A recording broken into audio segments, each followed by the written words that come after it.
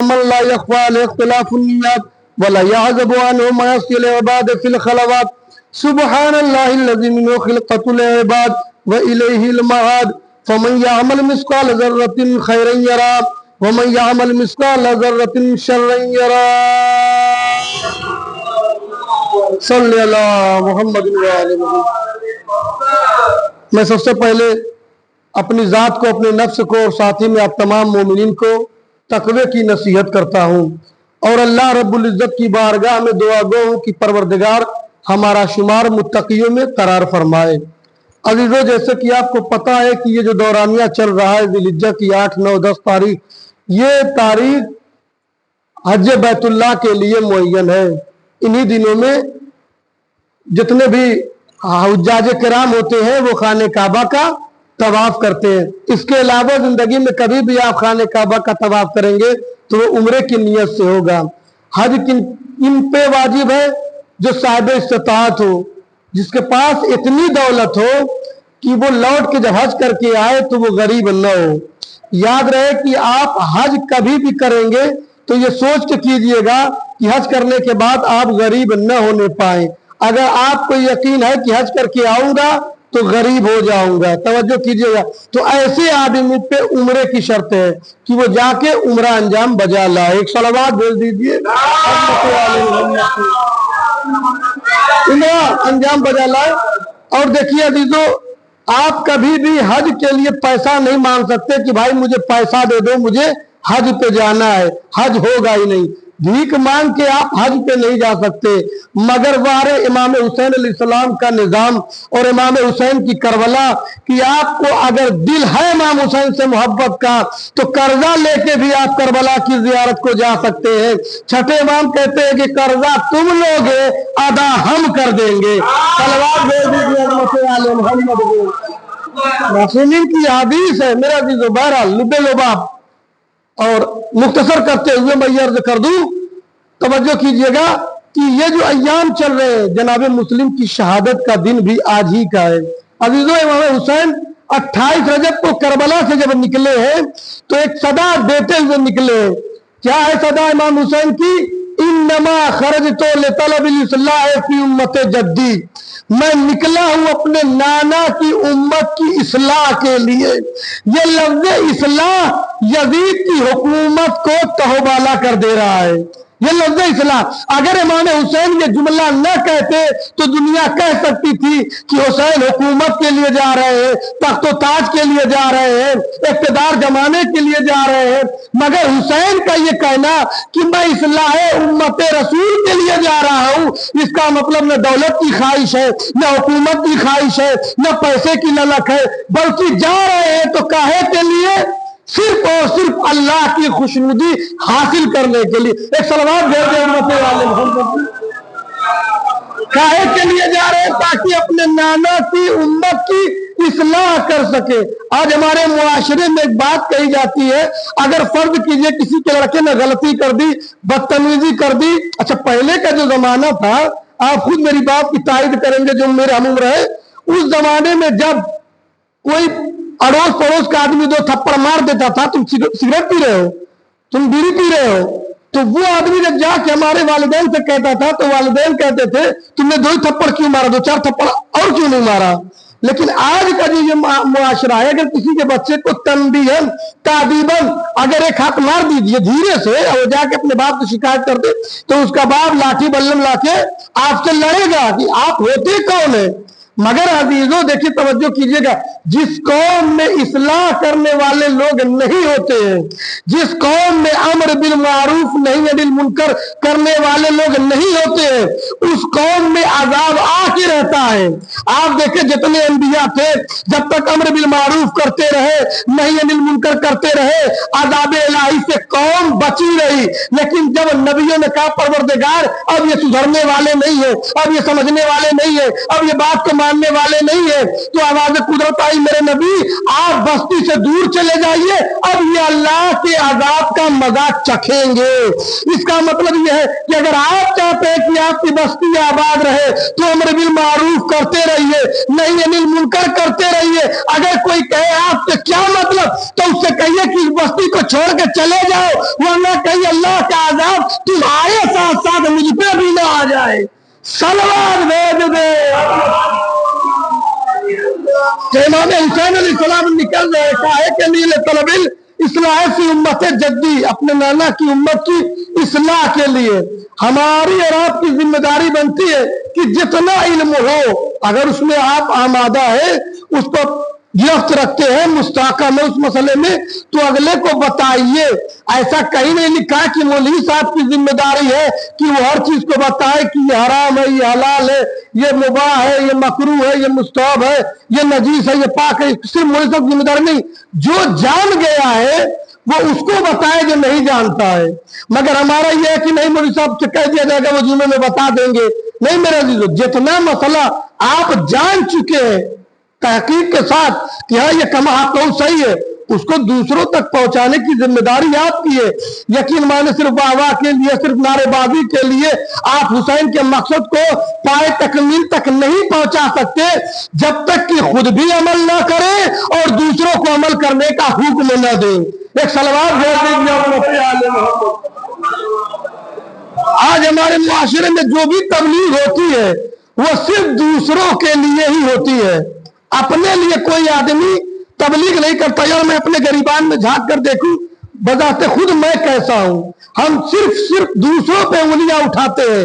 मगर मेरे अजीजों, जिस दिन हमारा मुआशरा दूसरों पर उंगलियां उठाने से पहले एक मर्तबा ये देख ले कि 3 उंगलियां उसकी तरफ उठी हुई है, तो मेरा ख्याल है वो एक मर्तबा अपने आप को और अपने जमीर से ये सवाल करेगा कि तुम कहाँ हो। यकीन माने बहुत से ऐसे अफराद है जो कहते हैं कि कोई ऐसी बात हम खुद मिंबर से कहते हैं और वो चीज में हम तो अपने आप को कमजोर पाते हैं तो पूरा बदन अंदर से पसीने से भीगने लगता है। यानी क्या, वो शर्मिंदगी के आसार उसके बदन से आया होने लगते हैं कि भाई तुम तो पहले अमल करो।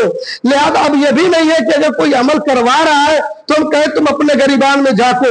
मिसाल के तौर पर एक आदमी सिगरेट पी रहा था और पीते पीते कैंसर हो गया, अब वो बिस्तर अलालत पे है। अब वो अपने मोहल्ले के बच्चों से कह रहा बेटा खबरदार सिगरेट न पीना, तो क्या आपका ये कहना जायज है? पूरी जिंदगी तो आप पिए और आज आप आके हमको समझा रहे हैं। नहीं मेरे अजीजों, उस तकलीफ में वो पहुंचा है तो वो तुमको तबलीग कर रहा है। हमारा यही कहना, खुद को सुधार लो ताकि अगला ये न कहे कि पहले खुद को सुधारिए। लिहाजा जब आपका ज़मीर पाक रहेगा तो आपकी जबान से निकली हुई बात दूसरे इंसान पे असर अंदाज होगी।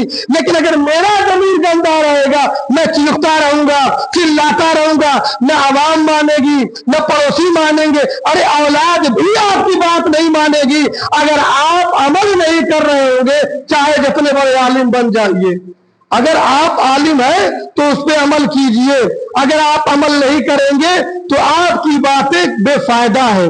जब तक अमल नहीं होगा आपकी जबान में तासीर नहीं होने वाली है। एक सलवात पैदा पढ़ दिया हज़रत अज़मत आले मोहम्मद पे। दूसरी चीज, इमाम हुसैन अलैहिस्सलाम कहाँ थे?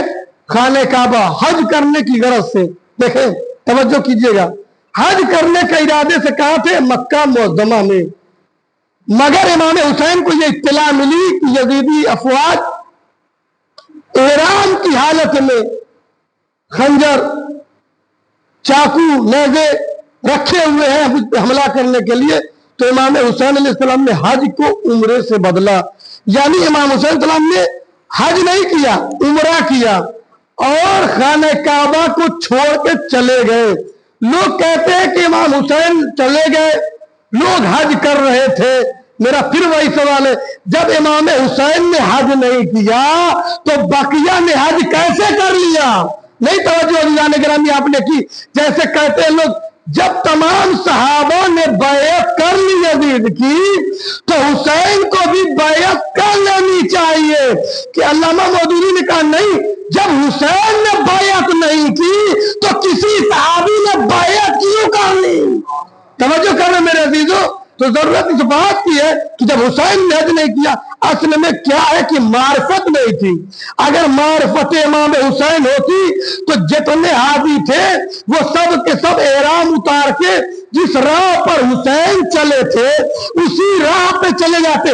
کیونکہ ابو ذر غفاری نے کہا کہ حضرت محمد مصطفیٰ صلی اللہ علیہ وسلم نے فرمایا ان الحسین مصباح الہدی و سفینۃ النجات کہ رسول خدا نے کہا بے شک حسین ہدایت کا چراغ ہے اور نجات کی کشتی ہے. کہ حسین جدھر جا رہے ہیں حاجیوں کو ادھر ہی جانا چاہیے تھا, نہ جانا اس بات کی دلیل ہے کہ وہ حاجی تو ہو گئے تھے مگر عارف حسین نہیں ہوئے تھے. عارف حسین ہوتے تو وہ چل پڑتے. عارف حسین کون تھا؟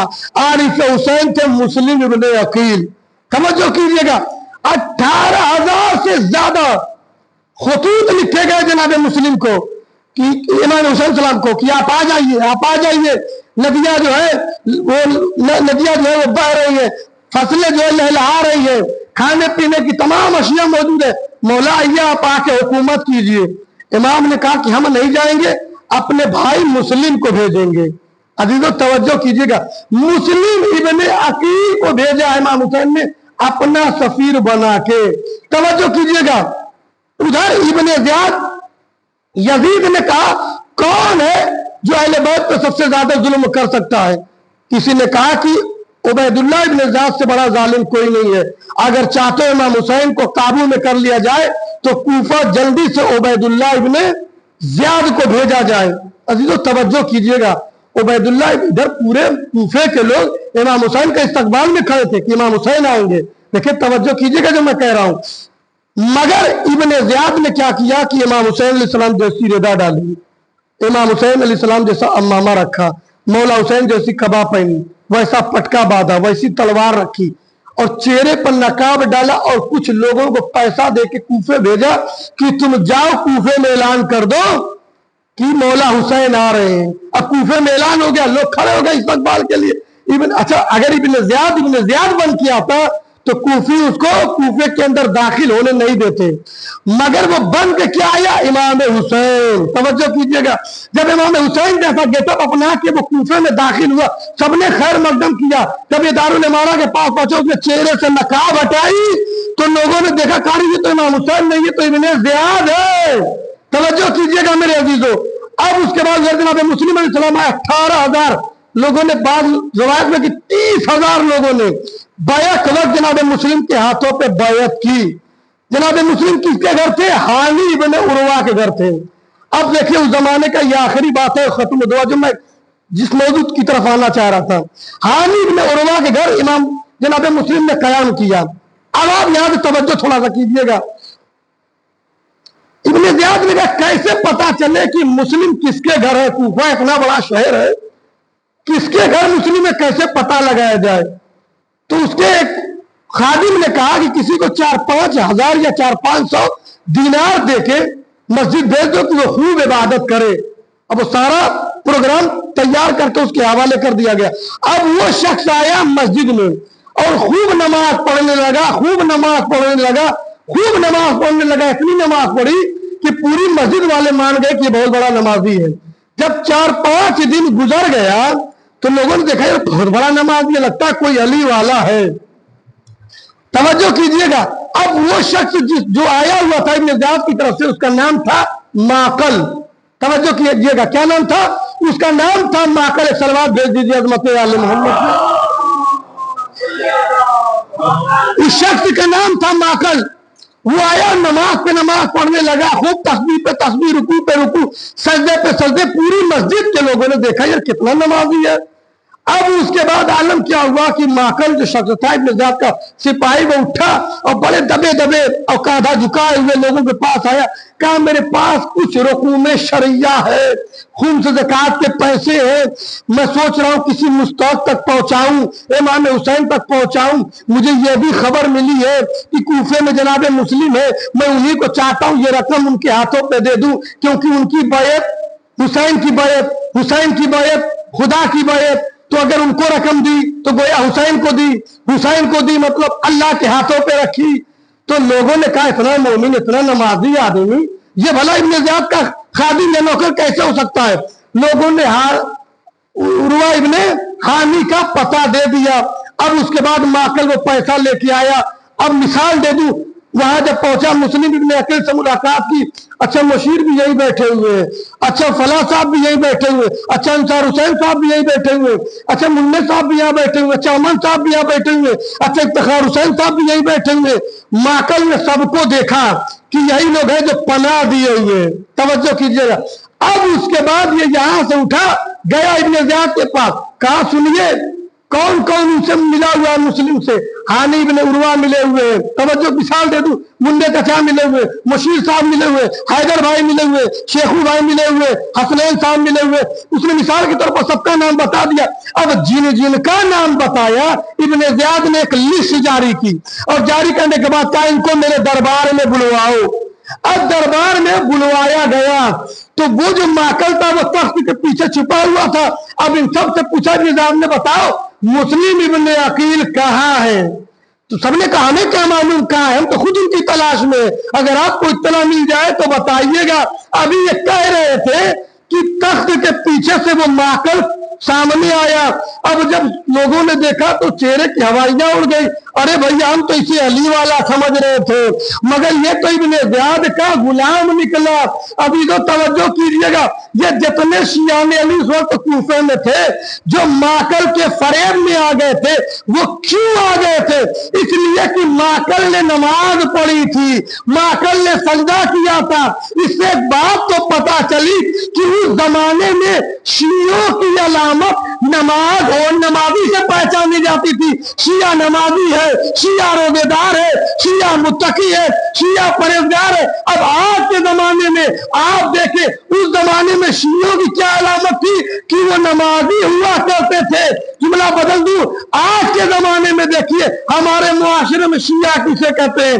शिया उसे कहते हैं जिसके हाथ में तकरीबन आधा किलो का कड़ा हो, गले में जंजीर हो, कुर्ते का बटन फटा हुआ हो, बाल कंधे तक हो, सूरमा लगाए हुए हो, इतनी बड़ी अली की तावीज पहने हुए हो, तो हम इसे शिया कहते हैं। मेरे अजीजों, शियत का ताल्लुक खुदा परस्ती से है, बुत परस्ती से नहीं है। शियत का ताल्लुक खुदा। अच्छा आज के जमाने फला आलिम को बुलाओ यार, इतने बड़े बड़े बाल वाले हैं, इतनी बड़ी अली की तावीज पहनते। मेरे अजीजों, पिछले साल जुम्मे के खुतबे में बस आखिरी बात मैंने कहा था मुहर्रम से पहले और लोगों ने अमल किया, लेकिन फिर कल मैंने देखा, फिर मैंने एहतियातन मैंने सोचा कि कह दूं, खुदारा मासूमीन के नाम को बगैर वजू के छूना हराम है। जो लोग कुवैत दुबई से आते हैं अपने बच्चों के लिए टी शर्ट लेके आते हैं, लेके जरूर भी जरूर आइए, लेकिन सलूर 72 लिखा रहे, अना करबलाई लिखा रहे, अना गदीरी लिखा रहे, अना मासूमी लिखा रहे, या हुसैन न लिखा रहे, या अली न लिखा रहे, या जहरा न लिखा रहे, क्योंकि ये वो ज़वात मुक़द्दसा है कि जिनका नाम बगैर वजू के छूना हराम है। एक सलवात भेज दीजिए अज़मत आले मोहम्मद। तो मेरे अजीजों, आज यही है कि जाकिर कैसा बुलाओ? जाकिर ऐसा बुलाओ जिसके बड़े बड़े बाल हो, जाकिर ऐसा बुलाओ जो एकदम मौलाई हो। मौलाई का मतलब बेनमाजी नहीं होता है, मौलाई का मतलब कम से कम 5 वक्त नमाजी हो। मगर खुदा की कसम, ऐसे ऐसे लोगों को हम लोग मिंबर पर देख रहे हैं जिनको कुरान पढ़ना नहीं आता, कि उनसे कह दिया जाए सफा कुरान पढ़ के सुना दो, नहीं पढ़ सकते। मैं कैमरे के साथ कह रहे, जो उलमा है उनकी जूतियां मेरे सर पे, उनका एहतराम है। लेकिन आज जो मिंबर का तकद्दुस पामाल हो रहा है, जो उछल कूद देखी जा रही है, जितना ज्यादा उछलेंगे उतना दाद मिलेगी। एक बहुत मजबूत बात आप धीरे से कहिए, जो हाथ बधाए बधा रहेगा खुलेगा नहीं। और एक बहुत हल्की बात बहुत चीख के कहिए, लोग घुटने के बल आ जाएंगे। क्या भैया, हम इसलिए दाद दे रहे हैं कि मौलाना साहब ये ना समझे कि हम समझे नहीं, तो ये भी तो हमको बताना रहता है कि बोलते हम आपकी बात हम ही समझ रहे हैं। अच्छा ये भी है कि मौलवी साहब ये ना पढ़िए वो ना पढ़िए, ऐसा ना, तो मौलवी देखता है कि तबलीग कर रहा था तो कोई बोल ही नहीं रहा है, तो यार वीडियो बन रही है, कहीं भेजी जाएगी तो अगला आदमी बुलाएगा नहीं। लो मौलवी साहब मुहर्रम में रोजा नमाज लेके बैठ गए। अच्छा, और वो अगर फजाइल पढ़ रहा है तो मौलवी साहब इसका नाम ना लीजिए, उसका नाम ना लीजिए। ये बताइए, सफेद का अपोजिट क्या है? ब्लैक। सच्चे का अपोजिट क्या है? झूठा। तो ये बताइए, जब आप यजीद का नाम लेंगे माजरत अगर इमाम हुसैन का नाम लेंगे तो क्या उसके मुकाबले में यजीद का नाम नहीं आएगा? जब रसूलुल्लाह की तारीख बताएंगे तो अबू जहल अबू लहब का तस्करा नहीं होगा? जब अमीर कायनात अमीरुल मोमिनीन का तस्करा करेंगे तो उनके मुकाबले में जो आया है उसका तस्करा नहीं होगा? अरे राम का तस्करा करेंगे तो रावण का तस्करा होगा, अली की आइन का तस्करा करेंगे तो किसी और की आइन का भी तस्करा होगा। तवज्जो करें मेरे अजीजों, मगर यह कि मौलवी साहब कैसे भैया एक पहलू हम बयान करें, आदमी के पास दो